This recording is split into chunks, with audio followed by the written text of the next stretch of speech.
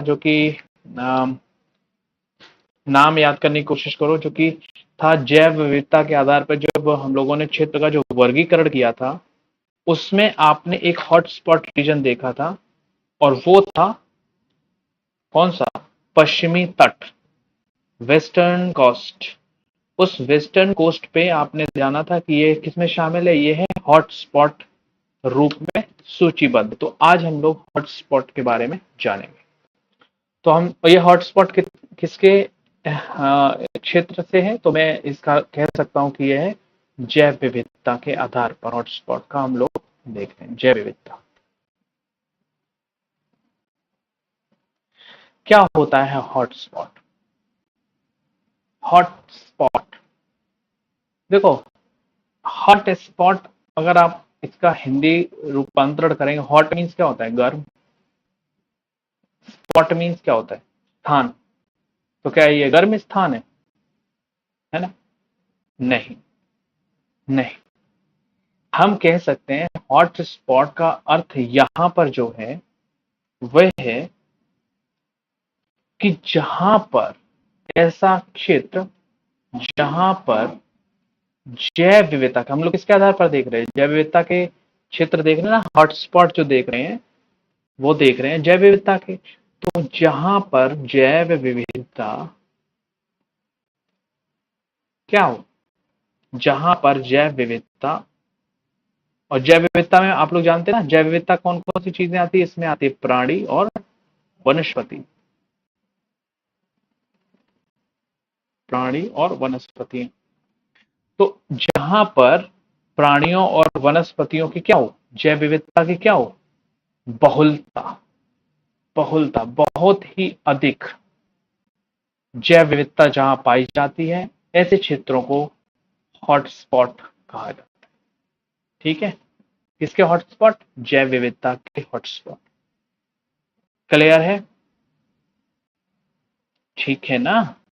जैसे आप लोगों को अगर मैं इस शब्दावली को अगर हम कहीं और अप्लाई करें तो आपको पता चलेगा ना, जैसे कहीं पे दंगे हो जाते हैं ना, हिंदू मुस्लिम दंगे या कोई भी सांप्रदायिक दंगे जब हो जाते हैं, तो ऐसे रीजन को हम लोग क्या बोलते हैं? ऐसे रीजन को हम लोग हॉटस्पॉट बोलते हैं। क्या बोलते हैं? हॉटस्पॉट बोलते हैं ऐसे रीजन को। क्लियर? तो जब ऐसे रीजन को हम लोग किस श्रेणी में रखते हैं? हॉटस्पॉट की श्रेणी में रखते हैं, है ना? झगड़े हो जाए कहीं पे तो हम लोग उसको बोलते हैं हॉटस्पॉट रीजन है। तो हॉटस्पॉट, अब यहाँ पर हम लोग जो देख रहे हैं हॉटस्पॉट, वो है जैव विविधता के लिए। और जैव विविधता का मतलब जहां पर जैव विविधता बहुत अधिक पाई जाती है, ऐसे क्षेत्रों को हम लोगों ने किसमें रखा है? हॉटस्पॉट में रखा है। क्लियर? ओके। तो अब हम लोग जो है चलते हैं नेक्स्ट, चलते हैं। देखो, जो हॉटस्पॉट रीजन है, ये जो क्षेत्र है हॉटस्पॉट का, यहाँ की अगर हम बात करें, जहां जहां अभी हम बात करेंगे कहां कहां पे ये क्षेत्र हैं, तो यहाँ की इन हॉटस्पॉट के क्षेत्रों की जो स्थानिक जैव विविधता है, यानी लोकल जो जैव विविधता है, स्थानिक जैव विविधता, विविधता, जैव विविधता जो है वो नष्ट होने की कगार पर। किसके कगार पे? नष्ट होने की। और कितने नष्ट हो चुकी है? कितने नष्ट होने की? लगभग 70% नष्ट होने की कगार पे है।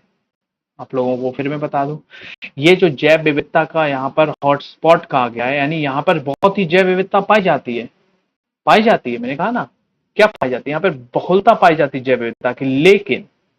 लेकिन अब इन क्षेत्रों की जो जैव विविधता है वो लगभग 70% नष्ट होने की कगार पर है,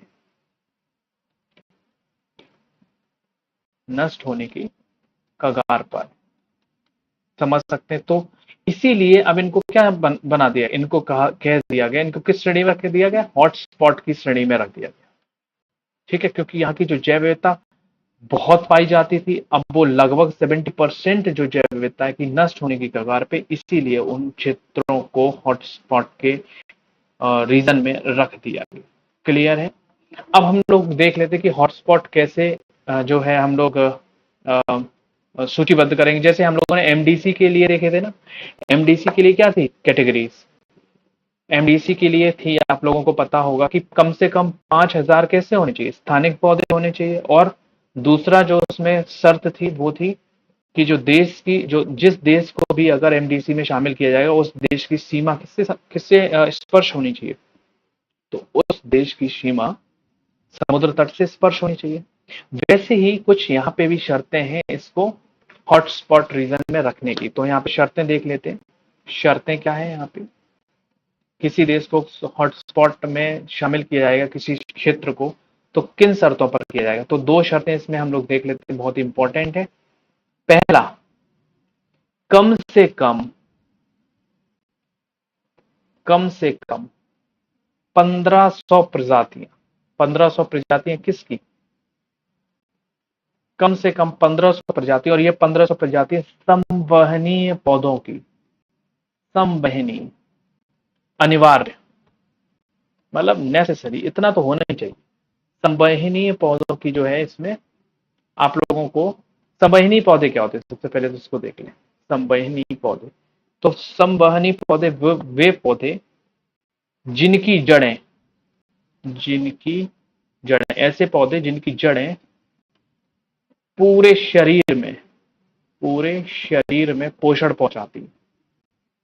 पूरे शरीर में, पौधे के पूरे शरीर में जो पोषण पहुंचाती हैं जड़ें, उन पौधों को क्या कहते हैं, संवहनीय पौधे। और ऐसे पौधे की संख्या कम से कम कितनी होनी चाहिए, 1500। क्लियर है, 1500 संवहनीय जो प्रजातियां हैं पौधे की वो अनिवार्य होनी चाहिए। और जो दूसरी शर्त है कि कम से कम 70% स्थानिक जैव विविधता नष्ट होनी चाहिए, नष्ट होने के कगार पर हो। स्थानिक जैव विविधता 70%, स्थानिक जैव विविधता, उस स्थान की जो जैव विविधता है वो लगभग 70% नष्ट होने की कगार पर।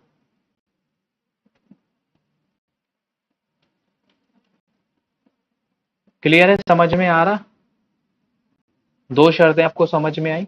कम से कम 1500 प्रजातियां संवहनी पौधों की होनी चाहिए, होनी ही चाहिए, अनिवार्य है। संवहनी पौधे कौन सी, जिनकी जड़ें पूरे शरीर को, पौधे की पूरे शरीर में पोषण पहुंचाती है। और दूसरा, कम से कम 70% स्थानिक जो जैव विविधता है वो नष्ट होने की कगार पर हो। ठीक है, ओके। तो जब हॉटस्पॉट घोषित कर दिया जाएगा तब क्या होता है, किसी क्षेत्र को हॉटस्पॉट घोषित कर दिया जाता है। हॉटस्पॉट घोषित होने पर,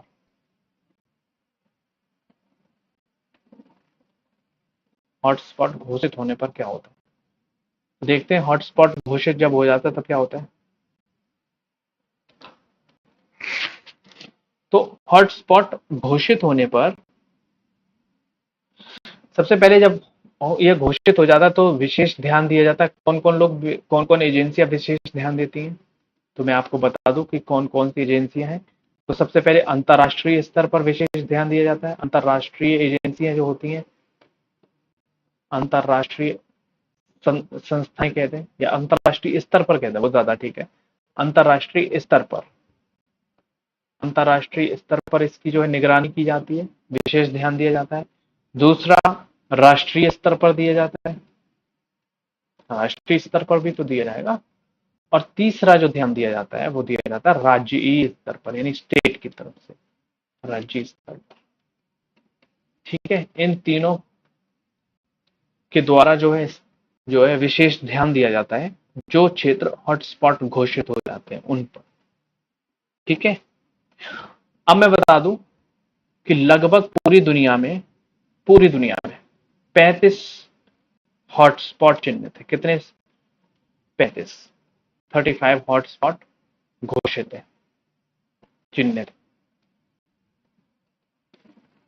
ठीक है, दूसरा अगर हम पॉइंट इसमें डालने की कोशिश करें तो हम कह देंगे ये जो हॉटस्पॉट 35 जो हॉटस्पॉट चिन्हित हैं ये लगभग 2.3% भौगोलिक क्षेत्र में फैले हुए हैं। इनका जो रीजन है, कितने क्षेत्रों में फैले हुए हैं, तो लगभग पूरे विश्व की जितनी भी धरती है उस धरती का 2.3% में ये फैले हुए। क्लियर, ये दूसरा पॉइंट। तीसरा और आखिरी पॉइंट, जो 35 हॉटस्पॉट रीजन है इनमें विश्व की 60% प्रजातियां पाई जाती, 60% प्रजातियां पाई जाती। मैं फिर से एक बार बता दूं, जो हॉटस्पॉट अगर घोषित हो जाएगा तो कौन कौन लोग ध्यान देंगे, किस किस स्तर पर ध्यान दिया जाता है। एक तो अंतर्राष्ट्रीय स्तर पर इसका ध्यान दिया जाएगा, राष्ट्रीय स्तर पर, और देश की सरकार होगी पूरी, सेंट्रल गवर्नमेंट, और आपकी स्टेट गवर्नमेंट, ये तीनों लोग मिलकर इनका ध्यान रखते हैं।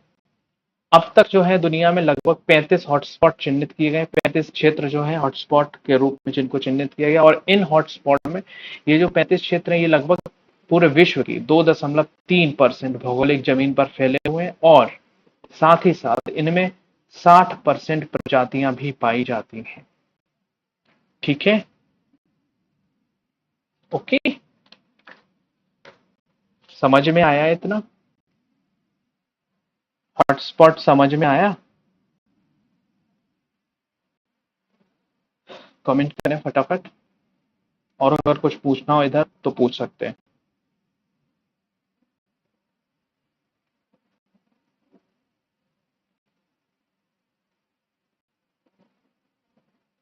हम्म, कुछ पूछना चाहे तो पूछ सकते हैं इसमें।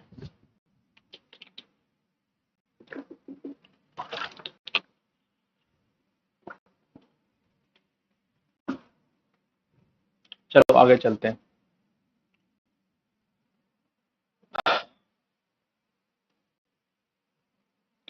देखो, भारत के हम लोगों को देखना है तो भारत के जैव विविधता हॉटस्पॉट के बारे में हम लोग देखें।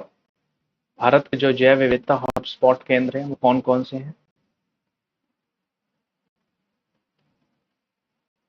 हॉटस्पॉट क्षेत्र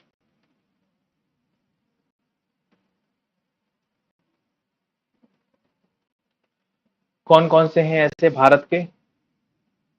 तो हम लोग देखते हैं, पहला पश्चिमी घाट।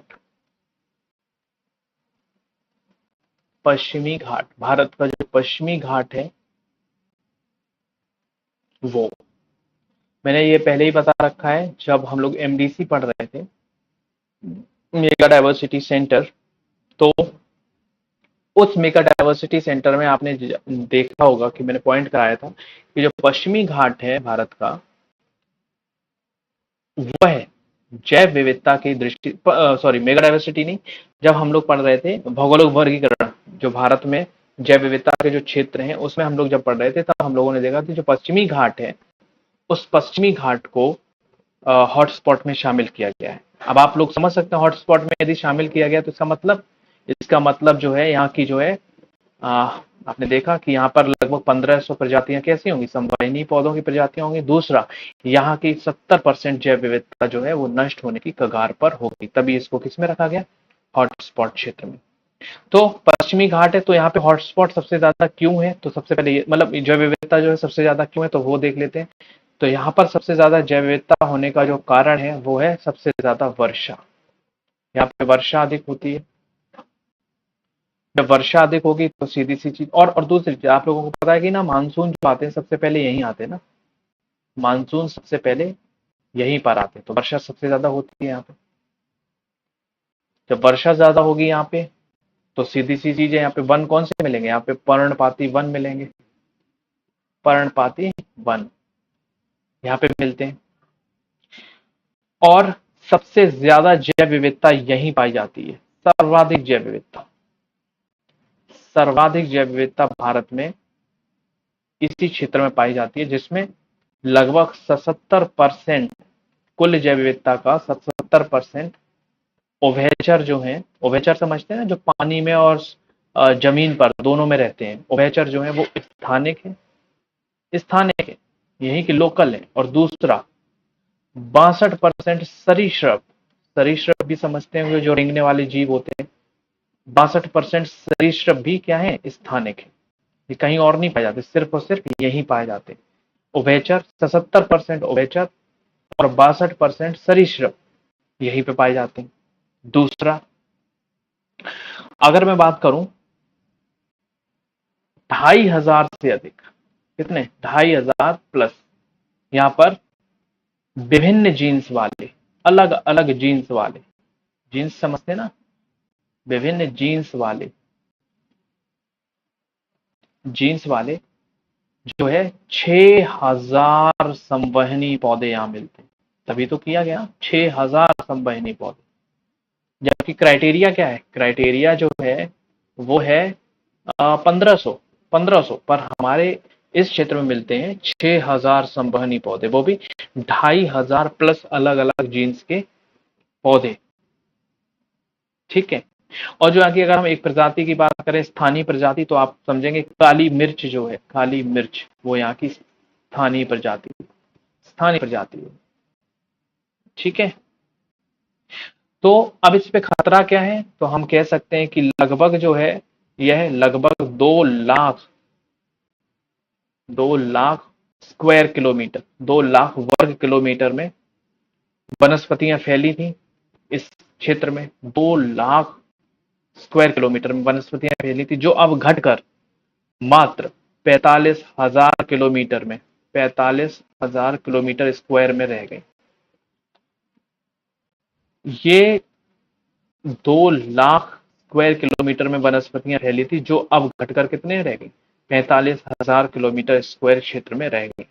पहले 2 लाख किलोमीटर स्क्वायर क्षेत्र में फैली थी, यानी अब 45,000 स्क्वायर किलोमीटर में रह गई। तो इसका मतलब क्या है, इसका मतलब यह है कि यहाँ की प्रजातियां नष्ट हो रही हैं। ठीक है। जब नष्ट हो रही हैं तभी इसको किस क्षेत्र में किसके तहत रखा गया है, इसको रखा गया है हॉटस्पॉट क्षेत्र में। क्लियर। अब हम दूसरा देखते हैं रीजन, जो दूसरा क्षेत्र है, जो दूसरा क्षेत्र है वो है हिमालयन क्षेत्र। क्या है, हिमालयन क्षेत्र। ये भी एक हॉटस्पॉट में आता है। क्या है, यहां लगभग 165 प्रजातियां नष्ट होने के कगार पर है। 165 जो प्रजातियां हैं वो नष्ट होने के कगार पर।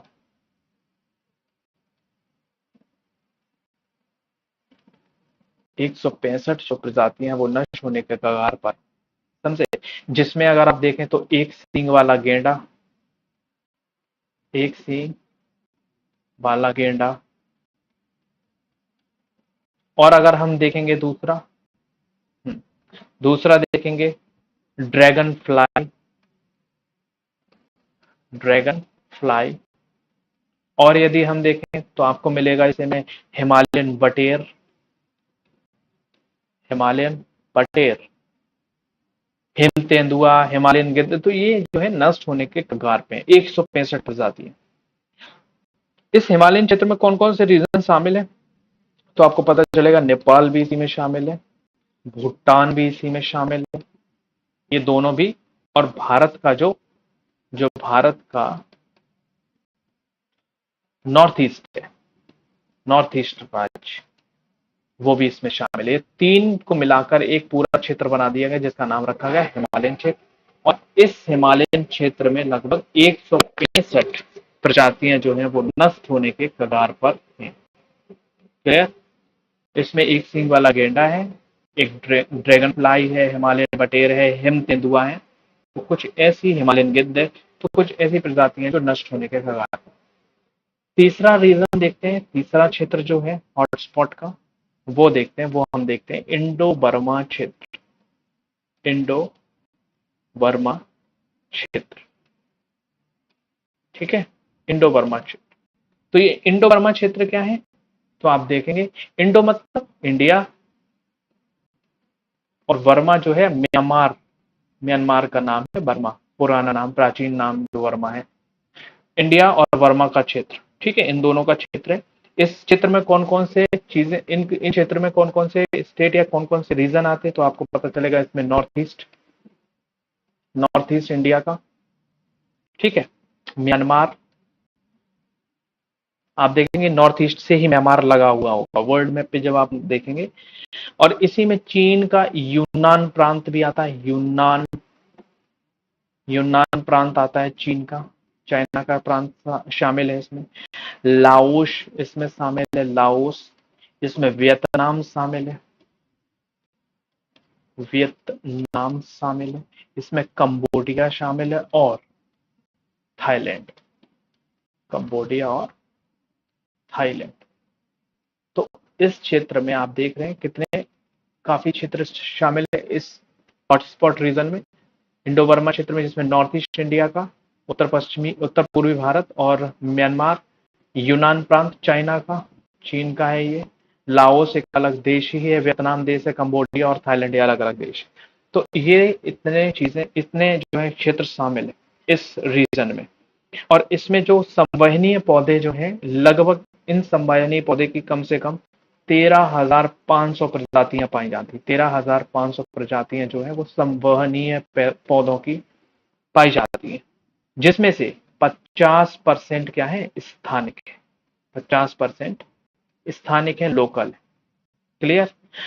इनमें से बंदर की जो है अनेक प्रजातियां पाई जाती है। बंदर की अनेक प्रजातियां यहाँ पे मिलती है, अनेकों प्रजाति। तो ये हमने तीसरा रीजन देखा। अब चौथा और आखिरी रीजन जो है वो है हमारा, चौथा रीजन जो है वो है हमारा सुंडालैंड। सुंडालैंड क्षेत्र, सुंडालैंड क्षेत्र। इसमें जो भारत का शामिल है, हम क्योंकि भारत की दृष्टि से देख रहे हैं, वैसे कितने इसमें 35 क्षेत्र शामिल है, आपने देखा है ना। तो हम भारत की दृष्टि से देख रहे हैं। अगर हम देखेंगे पहला, अगर हम देखेंगे तो आपको पता चलेगा जो पश्चिमी घाट, ये तो पूरा का पूरा भारत का ही है, पूरा का पूरा भारत का पश्चिमी घाट है ना। और दूसरा जो क्षेत्र देखा हमने, वो देखा हिमालयन क्षेत्र। इसमें भारत का नॉर्थ ईस्ट और नेपाल और भूटान शामिल थे इसमें, लेकिन भारत का नॉर्थ ईस्ट राज्य शामिल था। उसके बाद जो हमने तीसरा देखा था इंडो बर्मा, तो इंडो बर्मा में भारत का नॉर्थ ईस्ट इसमें भी शामिल था। तो 3 क्षेत्र। और जो चौथा क्षेत्र है सुंडालैंड, इसमें भी इंडिया शामिल है। और इंडिया का कौन सा क्षेत्र शामिल है, तो आपको पता चलेगा कि भारत का जो है, जस्ट होल्ड ऑन, भारत का जो है इसमें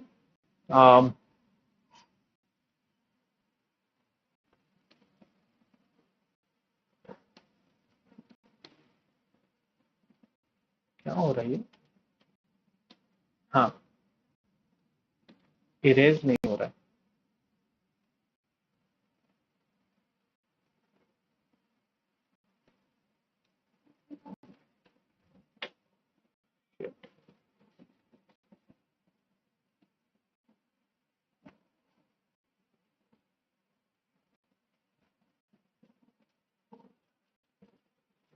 यही फिर इरेज नहीं हो रहा है, जस्ट होल्ड ऑन, कुछ सेकंड दीजिए मुझे। क्या हो रहा है, ओके, मैं ही बता देता हूँ। चौथा जो है वो है सुंडालैंड। सुंडालैंड क्षेत्र, इसमें जो इंडिया का शामिल है रीजन, वो है निकोबार द्वीप। निकोबार, आप निकोबार, अंडमान निकोबार में निकोबार द्वीप शामिल है इसमें। और इसमें थाईलैंड शामिल है, इसमें थाईलैंड शामिल है। इसी में जो है सिंगापुर भी शामिल है इस रीजन में। इसमें जो है Indonesia, Brunei, Indonesia, Brunei, Brunei और मलेशिया, ये रीजन शामिल है। निकोबार भारत का ये द्वीप है। थाईलैंड, सिंगापुर, इंडोनेशिया, मलेशिया और ब्रुनेई, ये रीजन शामिल है। और इसमें जो प्रजातियां हैं वो है सुंदरवन, जिसे मैनग्रोव भी कहते हैं। सुंदरवन, समुद्री घास, सुंदरवन है, समुद्री घास है, प्रवाल भित्ति है, प्रवाल भित्ति। आगे चलेंगे तो हम लोग प्रवाल भित्ति के बारे में जान लेंगे। ये विशिष्टता है, विशेष रूप से ये मिलते हैं। और इनके अतिरिक्त जो मिलते हैं, अगर जीवों में देखें, समुद्री जो जीव है उनमें विविधता पाई जाती है। समुद्री जीवों में भी विविधता मिलती है। और अगर इन जीवों में देखें तो हम मिलेंगे घड़ियाल, घड़ियाल मिलते हैं, घोंघा मिलते हैं, अलग अलग प्रकार के मेंढक मिलते हैं, मेंढक की अलग अलग प्रजातियां मिलती हैं, सीप मिलते हैं। तो ये सारी चीजें जो है सुंडालैंड क्षेत्र में पाई जाती है।